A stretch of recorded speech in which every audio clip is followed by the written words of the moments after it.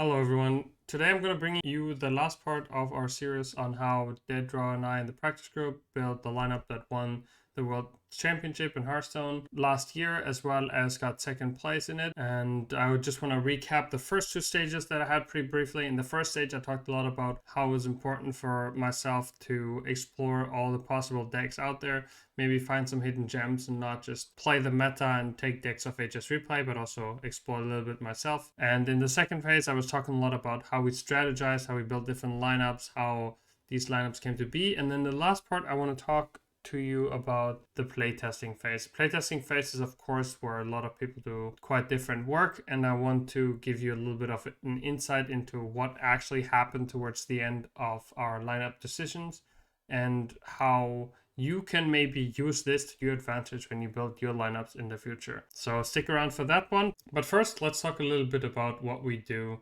in the stage where we do the playtest. So mostly in playtesting, basically you have your strategies together, so you have your decks, and some matchups might not be 100% super easy to evaluate depending on maybe what strategy you want to play. Of course, you have different strategies you would like to test, but then there are of course moving parts in the strategy. And I'm going to elaborate this a little bit on a few examples because I don't think I can talk about everything that we tested because it would just take too long.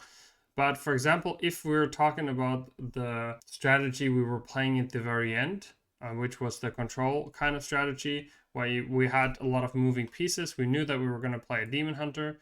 We knew that we were going to play a Rogue. So we had the Demon Hunter. Those we had fixed. Those were just like decks that were too good to take out of from our lineup because basically what I had said at that point was even if these decks don't fit the strategy, like Rogue will always be good enough to be played, and Demon Hunter is a very powerful thing. And if we play the control lineup, that's of course, we were always thinking about testing different strategies and our testing was open-ended. But let's say to find out what strategy we wanted to play, we needed to play our decks against the strategies that we expected. So we played, for example, the Demon Hunter and the Rogue, as well as the control decks that we had different choices on. There was the Priest, there was a Paladin, and there was a Mage against the stand-up lineup. And we tried to go ahead and find out what the win rates are. And I think this is how you generally do it. You just play your decks that you were currently considering where you don't know 100% what the matchups are, and you test them against what the expected lineup is and what some lineups or what some matchups are that you're not 100% sure. And then you basically get statistics on them, you get a feel for the matchups, and you can kind of like enter them in an Excel spreadsheet or adjust your meta tab that I've shown in our previous video on like HS Replay, where you have different win rates of decks against each other. There you can enter the new win rates and kind of compare. What we found out in this playtesting test was that Paladin, for example, Paladin was a very, very good deck. I had this little bit different Dragon Paladin deck, which was quite different from what was like currently being played on ladder and on HS Replay. And this was all, of course, with the thought of banning Druid. So the first class we would always have to ban was Druid. And when you go into the playtesting phase, you take your decks and you say, okay, what do my decks look like if I ban Druid? What do I change about them? And then, for example, if you ban Druid, you say, well, okay, then you want to play Thief Rogue. And then if you, for example, if you ban Bless Priest, you, for example, would have played like some Concoction Rogue. So there's always like changes.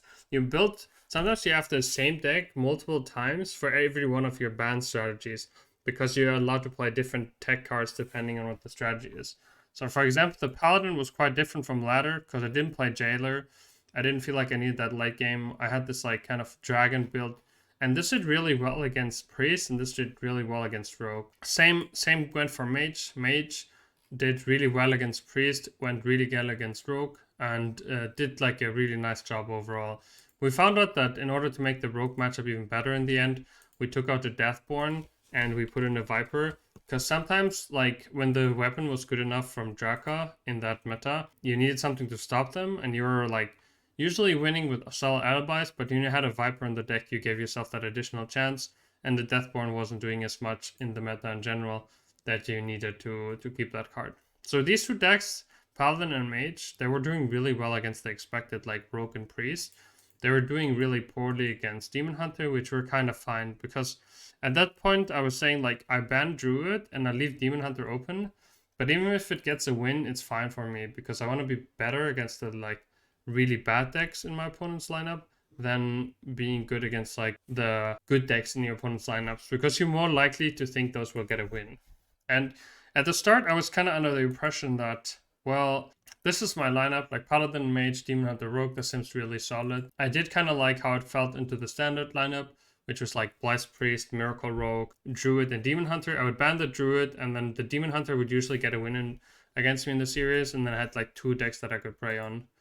But then there was also Control Priest, and Control Priest back in the meta, it seemed like a pretty powerful deck overall, but we weren't 100% sure, like, what were like the right card choices. We ended up with a list where the Grave Digging got cut, the Foul Eggs got cut, and we were playing Scorpids, and then we also decided to add a Viper, because in our playtesting we found, again, that Priest did a decent job against Rogue, but it wasn't amazing, and especially big Draco weapons did pose a huge problem to us. So this was one of the reasons why I didn't really like this deck too much at the start. It was just like, yeah, the Priest was like, this is fine. And then this did really okay into Rogue, but insanely well into Blessed Priest. So it did fit the strategy, but I had the feeling that Paladin Mage did a little bit better. So those are like some of the earlier steps of that playtesting. We also tested Quest Priest, but then we found if people were running like a really consistent good Concoction Rogue list, which is similar to what people play now, that we weren't even beating those decks anymore. So Quest Priest consideration went out of the window pretty quickly for us. On top of that, I first thought, well, I'm putting Kazakhstan into Paladin, and Kazakhstan always used to be like really, really good in beating control decks. So I was thinking, like, if I put Kazakhstan in my Paladin, it's probably going to be able to beat the Priests, right? And then we have the control lineup, because Mage beats Priest, Demon Hunter beats Priest, Thief Rogue beats Priest, Paladin beats Priest. So I was thinking, well, this is the amazing strategy, because this strategy doesn't only beat my opponent's aggressive deck, but if they play Priest, I also win against that. So that's amazing. But then we tested it, and then we played Paladin against Priest, and the Paladin, I think it won 1 out of 5 games. And I was super sad about it, because that means the strategy didn't work. And then the Priest strategy I really didn't want to play. And the reason why I didn't want to play this Priest strategy was because in our testing against good Concoctions rogues, the Priest actually didn't win enough. It got slightly above 50%, but the win rate wasn't amazing. So we're kind of going back to, well, okay, maybe we just play Blessed Priest, Miracle Rogue, Druid, and Demon Hunter. Maybe that's just kind of the way to go. But then, of course, that had the downside that Druid always has like weaknesses to aggro. So, of course, we were thinking about a long time. You're always thinking a little bit about what your opponents can bring, if they will counter you, and things like that. So at the end, I had Paladin, Mage, Demon Hunter, Rogue ready. I was just like, yeah, okay, whatever. The Paladin will just get a win. Sometimes I'll just get the second Kazakhstan. Sometimes I'll high roll. It'll be fine. And Dedra was kind of like, yeah, we should be playing the Priest. So we were thinking it back.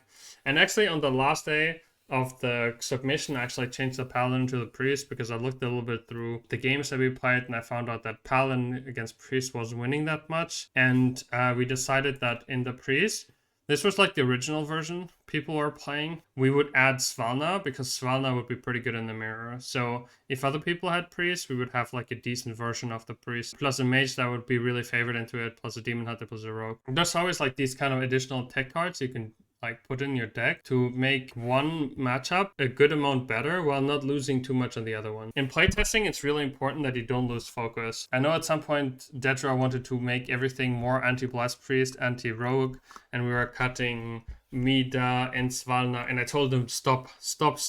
We need to stop. We need to like make our deck in a way that we can also win some of the more value-happy matchups. And we cannot just cut like Mida and Svalna.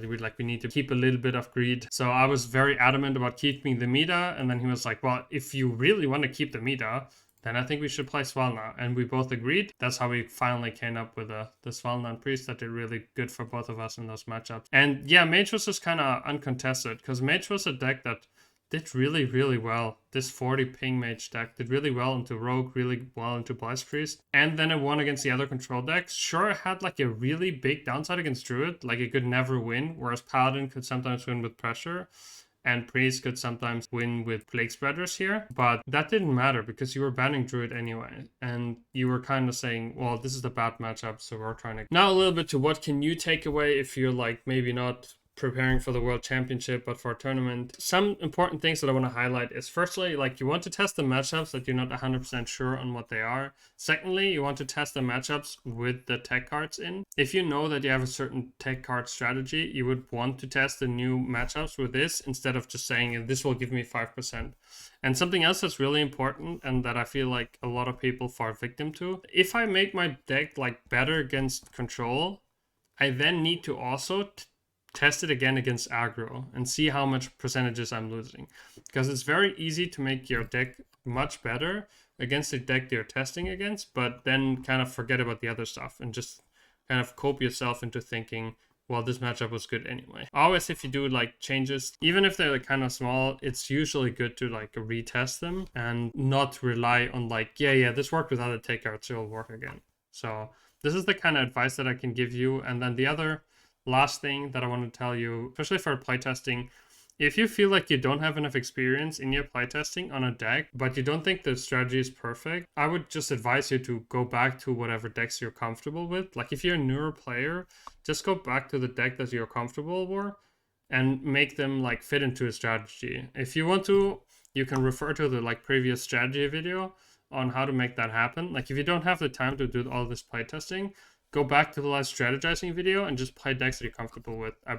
This will definitely give you a higher win rate, even if it isn't perfect for the meta, because it will help you grow as a player and it will help you learn how to make better tournament lineups if you're like a little bit more new to this whole thing. I hope you guys enjoyed this video series. I appreciate everybody for sticking around. Feel free to leave any questions below the video on specific choices that we did end up making. If there's anything else you were wondering about like this kind of lineup building phase, I'll love to answer them. And I appreciate everybody being here watching those videos. And as always, remember that you're valuable and that you matter. And I'll see you guys around.